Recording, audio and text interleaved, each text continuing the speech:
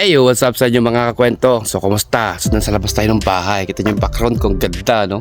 Pero gusto ko share sa inyo kasi talagang ting papasok ako, nadaanan ko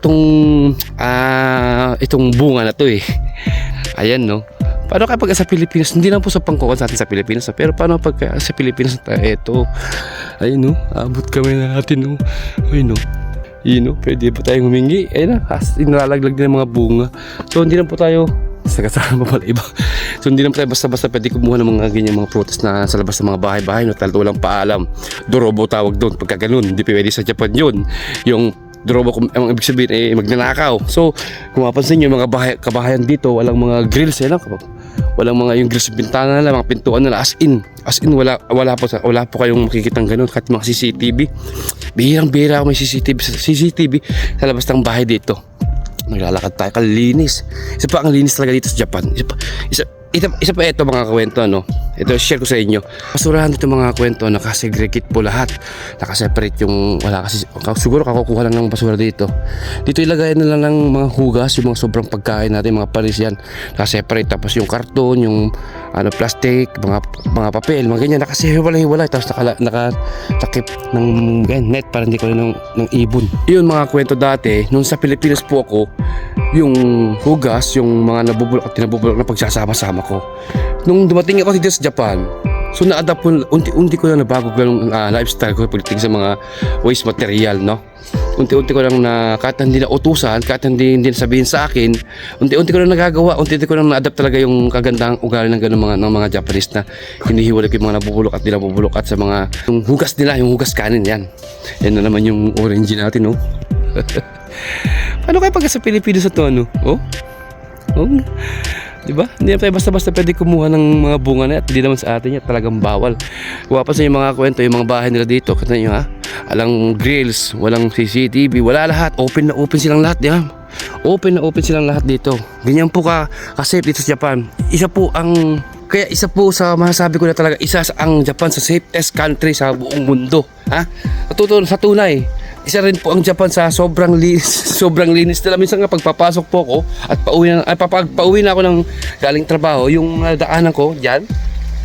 Alas 3 pa lang ng madaling araw, nagugulat, natatakot pa nga ako eh. Alas 3 pa lang ng madaling araw, ay may naglilinis sa tapat ng bahay nila, sa tapat ng bakuran nila. Bakit?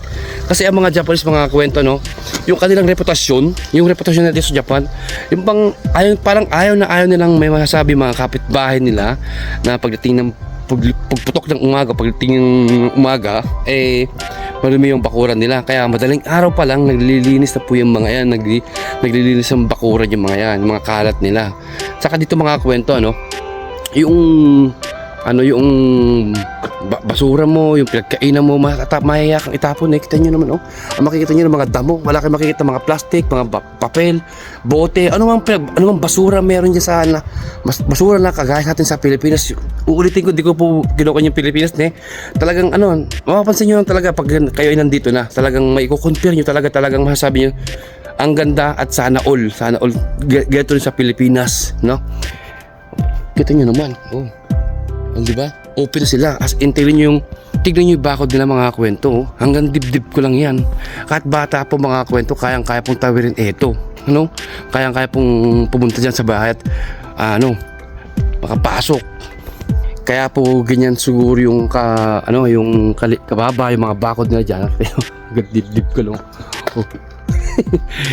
Kaya tas walang mga grills yung mga bintana at mga pintuan nila dyan, walang mga gate, yung mga matataas na kagaya sa atin na halos pader, yung iba pa meron pang mga bote-bote, mga barbed wire pa, may mga kung ano-anong nilalagay lang para iwas sa mga masamang loob, no?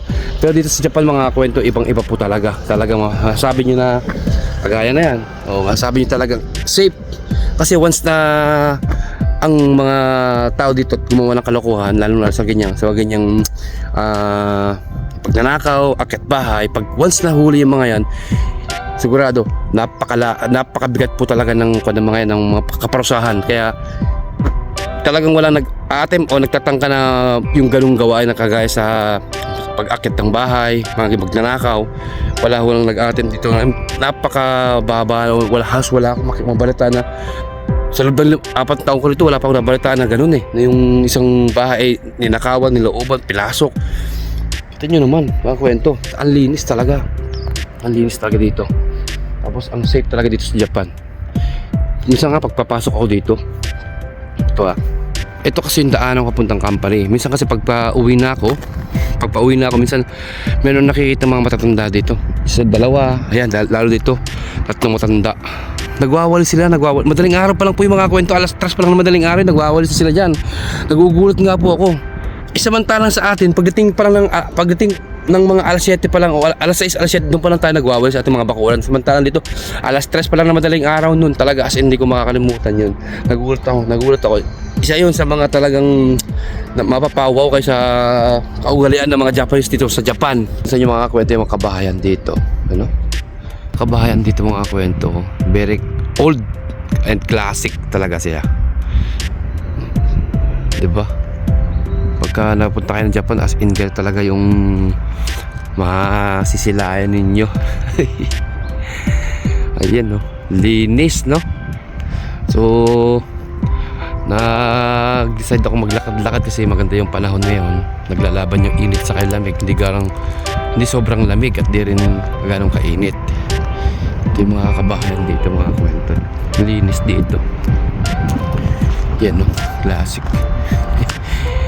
Isa talaga sa pumupuko ng pansin sa akin ito. Umago ng pansin sa akin ito. Itong bahay na ito, pagka dumadaan ako papuntang company namin, yung mga may alagang hayop dito kagaya ng ate, yan si ate, meron silang hawak-hawak na plastic ba. Siguro kasi yung mga hayop nila, mga alaga nila, kapag ipinapasyal nila, syempre nagpupupo yung mga yan, dumidimi yung mga yan. Ngayon ginagawa ng mga kwento na pinupulot po nila at inuuwi nila at itinatapos sa tamang tapunan. Iba pa nga, di ba?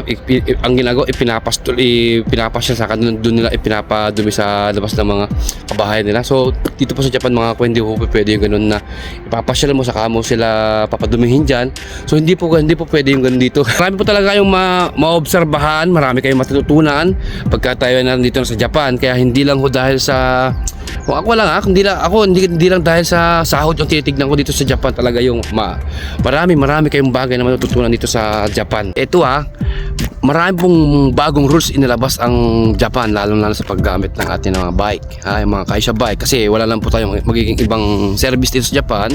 Pagka tayo ay isang trainee visa or SSW, bukod yung bike lamang po. Marami pong ipinalabas na rules yung mga yan, lalo yung helmet, yung ilaw, yung paggamit ng traffic light, yung mga yan. Dapat alam niyo po yung mga kakwento, yung mga papunta na rito at nag-a-apply, yung mga selected na.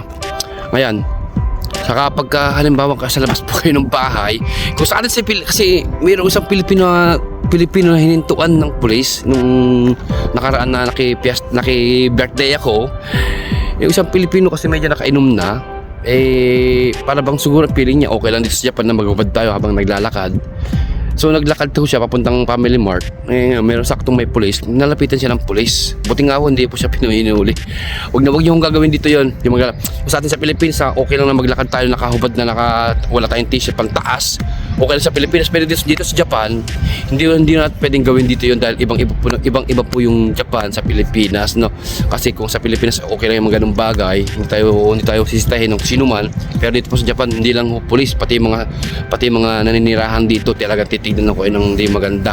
Kaya wag yung gagawin nyo, maglalakad kayo dyan, saka kayo ay magugubad kayo dyan, saka maglalakad-lakad, parang kala nyo Pilipinas dito, lalo yung magsisigarilyo habang naglalakad. So isa rin sa mga nakikita ko rin yun, na pagka nagyayos tayo, nagsisigarilyo tayo, okay lang naglalakad tayo dyan sa highway. Huwag nyo pong gagawin dito sa Japan yun. Talagang nakakahiya pa yung ganong ugali na pagtitinginan tayo. Tatanungin mamaya, Philippine Gin pang kundi, syempre diba, kababaan na naman ng natin yan. Kaya irespeto po natin yung Japan, kasi tayo ay nakikitrabaho lang dito. Hindi po pwede yung Japan ang mag-a-adjust sa atin. Tayo po talaga ang mag-a-adjust. Ganito na ako talaga kayo, marami kayong ma-adapt na kagandahang pag-uugali ng Japanese, sa totoo lang po. Katunay, ako din po dati nung una. Pasaway din po ako dati nung una pero nung simula nung nakita ko yung kagandahan ng Japan, yung kultura, yung respeto, yung kalinisan, yung pag-uugali ng tao, nag-iba po yung pananaw ko sa buhay. Nag-iba po yung pananaw ko talaga. Talagang as in unti-unti ko pong na-adapt yung kagandahang pwede ko makuha dito sa Japan, na hanggang ngayon ay na-apply ko pa sa sarili ko.